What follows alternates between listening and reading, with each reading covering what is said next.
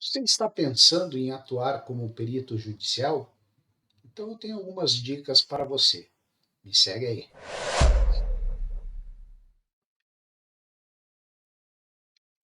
Pois bem, pessoal, eu recebo contato de diversos profissionais que estão intentando atuar como peritos do juízo, como auxiliares da justiça, né?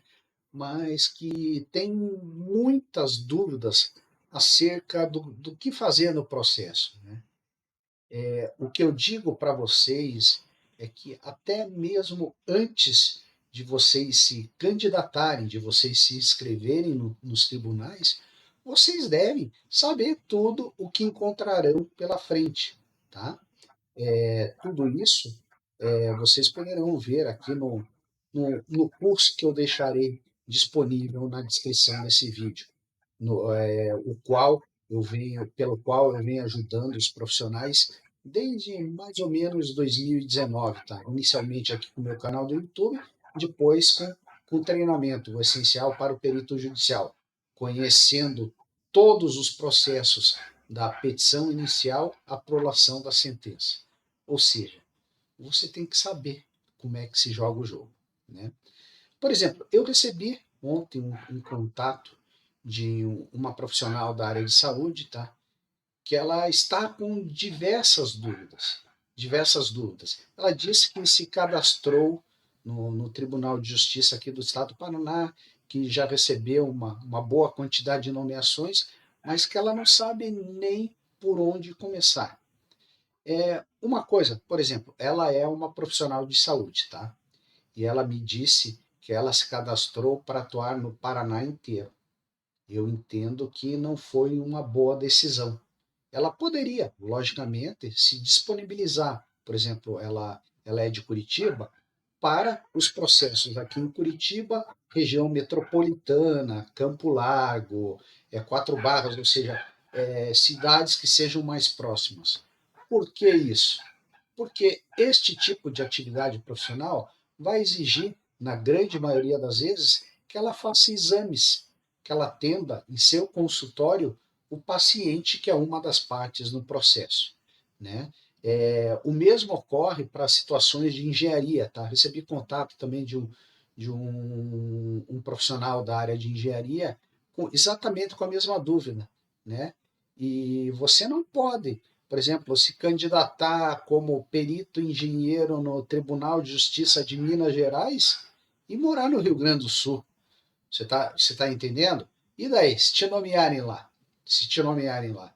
Esse tipo de trabalho, ele demanda diligências, ou seja, o custo da tua diligência até o local vai tornar o custo da perícia inviável. Então, essa é minha sugestão. Você pode se cadastrar em diversos tribunais, dependendo da sua especialidade, pode. Por exemplo, a minha especialidade é na área financeira, tá? Eu sou contador e administrador e especialista em contratos bancários. Eu atuo aqui no Paraná desde 2013, tá? E atuo também na Paraíba e atuo em Minas Gerais. Mas tudo eu consigo fazer eletronicamente, né? Ou seja, é algo que eu tenho acesso a todos os documentos, não tenho que fazer diligência, hoje está tudo digitalizado, não tenho que ir até o fórum. Então é tranquilo, gente. Mas veja, dependendo da sua formação, digamos, da tua atividade profissional, isso não será possível. Tá? Então esse é o primeiro detalhe, tá? Que você tem que se atentar. Outro ponto, tá? Que eu vejo que muitos profissionais eles não dão a devida atenção a isso quando aceitam as nomeações. Ah, fui nomeado aqui, já aceita. Não dá, gente. Não dá para você aceitar sem saber o que você está aceitando. Teu pai nunca te disse nunca assine um papel sem ler o que está escrito nele. É a mesma coisa uma nomeação. Se você foi nomeado, veja o quanto isso pode ser grave. Se você foi nomeado e aceitou, para o juiz, isso quer dizer que você leu lá o processo e entendeu tudo que você terá que fazer para atender a demanda, para produzir a prova pericial, que é uma prova técnica, é uma prova científica. Tá? Então, esse é o primeiro ponto, tá? Você já tem que saber de antemão que você vai ter que aprender a avaliar os processos, entender quais foram os pedidos iniciais, contestação, pontos controvertidos, tá? Para fazer uma análise, verificar os documentos que eventualmente você precisará para fazer seu laudo pericial, para dar andamento no laudo pericial. Tá? Esse é o primeiro ponto. Você foi nomeado, pode ocorrer duas situações. A sua nomeação, ela pode ser sobre o palio da assistência judiciária gratuita, a JG, na qual a parte requisitante da prova pericial, ela foi beneficiada pela justiça gratuita, portanto, não pagará custas processuais e honorários advocatícios, tá? Estes ficarão suspensos durante o período de, digamos assim, de fragilidade econômica da parte, né? E esses honorários, caso essa parte que recebeu a JG perca, serão limitados aos valores das tabelas utilizadas pelos tribunais. Tá? Por exemplo, aqui o Estado do Paraná, desde fevereiro de 2018, ele não tem mais uma tabela própria. Ele segue a tabela da resolução 232 do CNJ. Tá? Se você olhar, por exemplo, a minha área de contabilidade, tá? Se você olhar lá o valor dos honorários da área de contabilidade, tá lá, R$ 370. Você pode majorar isso em até 5 vezes, que vai dar uns R$ 1.500, R$ 1.600. Né? Isso em valores originais, tudo isso pode ser atualizado, existe um parágrafo específico da resolução 232 que especifica que essa quantia pode ser majorada em até 5 vezes, mas ela tem que ser muito bem embasada pelo perito. Né? O juiz vai ter que ver e ver se vale realmente 5 vezes no caso da JG. E caso não seja JG, você vai propor o teu valor, considerando a quantidade de horas técnicas que você gastará, o volume de trabalho e assim por diante. Tá? Então, falamos da nomeação, tem o cadastro, logicamente, nomeação, falamos que você precisa saber analisar o processo, até mesmo para ver que, pô, eu consigo fazer essa prova pericial. Não, eu não consigo. Se você não consegue fazer, o que, que você faz? O perito, no prazo de 5 dias, ele pode tanto apresentar a proposta, caso ele seja capaz de fazer esse trabalho, mas ele pode também apresentar escusas, tá? E caso você não seja habilitado, ou seja, você veja que não tem habilitação suficiente, isso é escusa por impedimento técnico, tá? Impedimento técnico. Mas vamos lá. E o que mais que esses novos peritos, esse pessoal que está intentando atuar como perito tem dúvidas? Tá, ele diz, tá, como é que eu vou fazer o laudo pericial? Tá? E depois que a tua proposta for aceita, você terá que comunicar a data de início do trabalho pericial. Tá? Isso está lá no artigo 474 do CPC. Isso é obrigatório. Se você não fizer, você vai tomar uma lapada depois, tá? Porque, desculpa a palavra, porque isso é obrigatório. A prova pericial pode ser considerada nula se você não tiver comunicado a data de início, por melhor que ela tenha sido realizada, tá?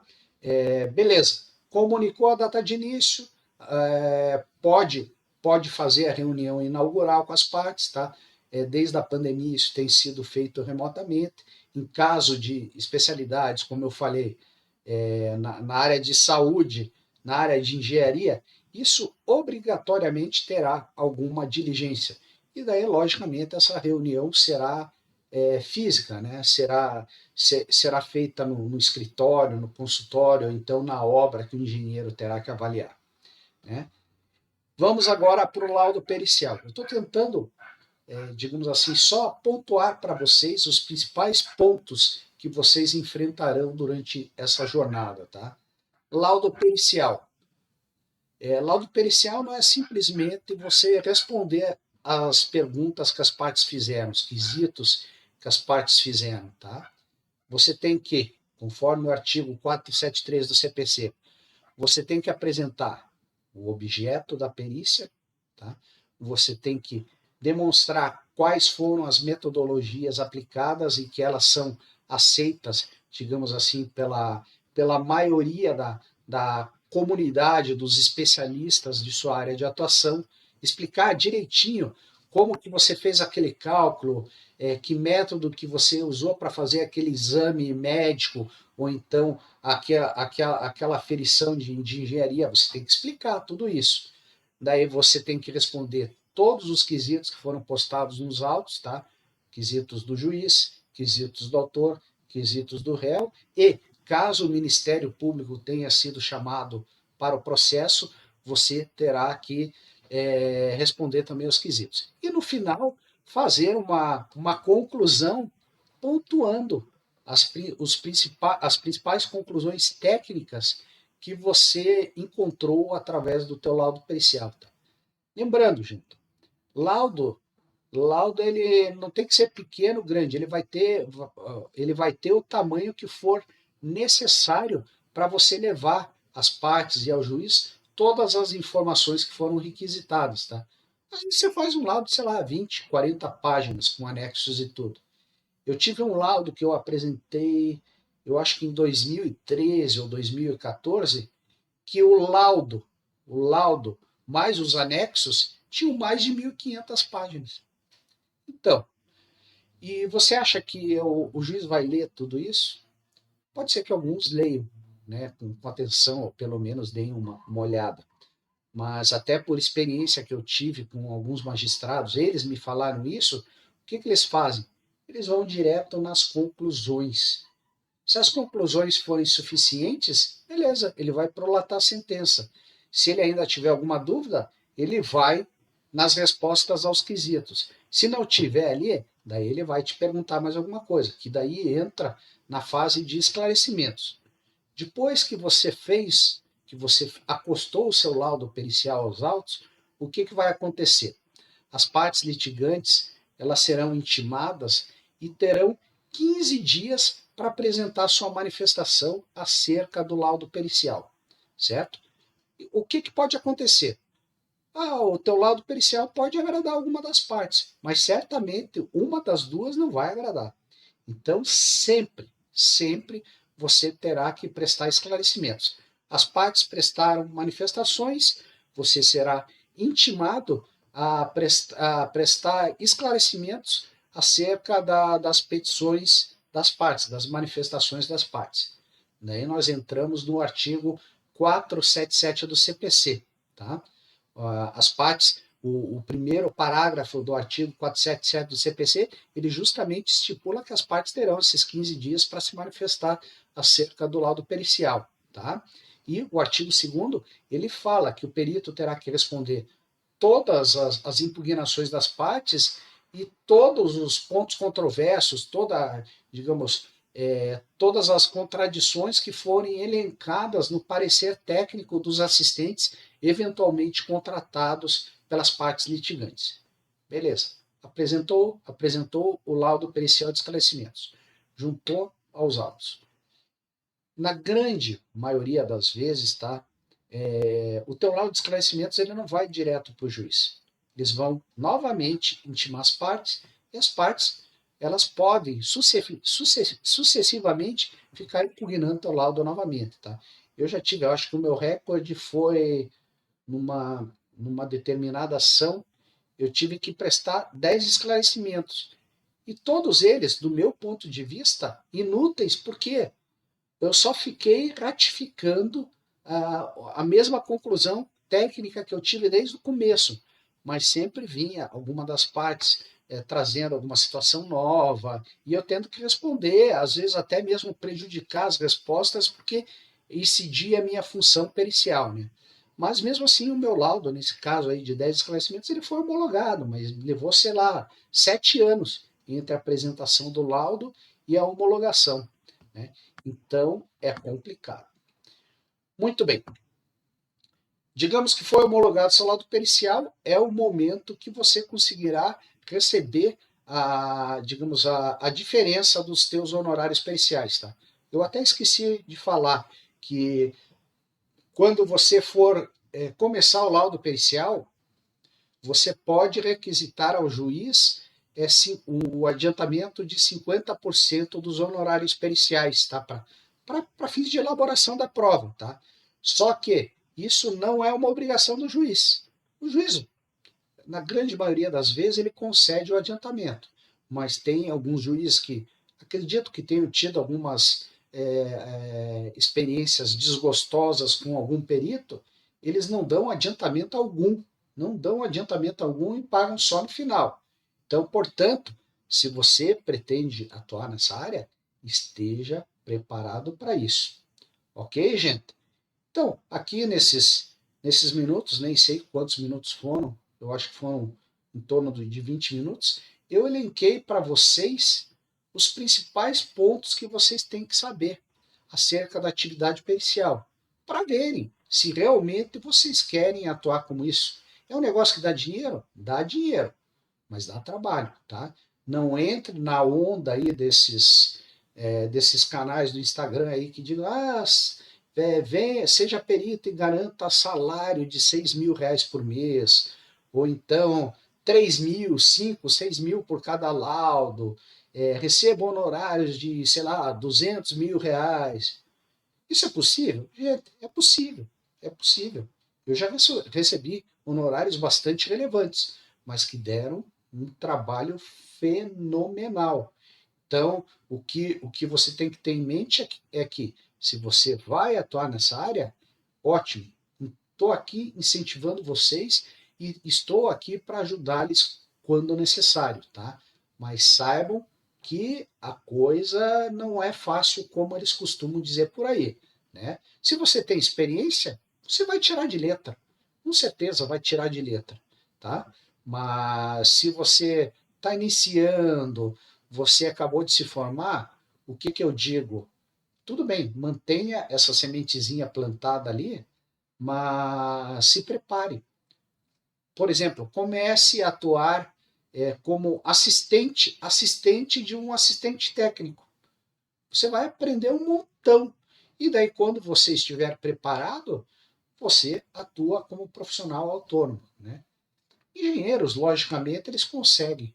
Um bom engenheiro, ele consegue, digamos assim, dominando essas fases processuais, eu tenho certeza que ele consegue elaborar os trabalhos. Mas existem algumas formações específicas, como por exemplo, na área financeira, que realmente demanda experiência. Demanda experiência. Muitas vezes até você é um bom aluno, você entende bem de matemática financeira, mas você ainda não entende os meandres, você não sabe tudo que pode vir da outra parte tentando detonar o teu trabalho. Beleza, gente? Não desanime, estou aqui para ajudá-los. Terá um link lá na descrição desse vídeo. Eu peço que vocês vejam com carinho o link que eu postarei para vocês, tá? Então, Pedro Neto, deixo um grande abraço para vocês. Eu peço para que vocês não esqueçam de curtir esse vídeo, se inscrever aqui no meu canal, né? E acionar o sininho para receber notificações sempre que eu colocar um novo conteúdo no ar. Ok, gente? Hoje ficamos por aqui. Um grande abraço para vocês, um ótimo final de semana e nos vemos no próximo vídeo. Um grande abraço.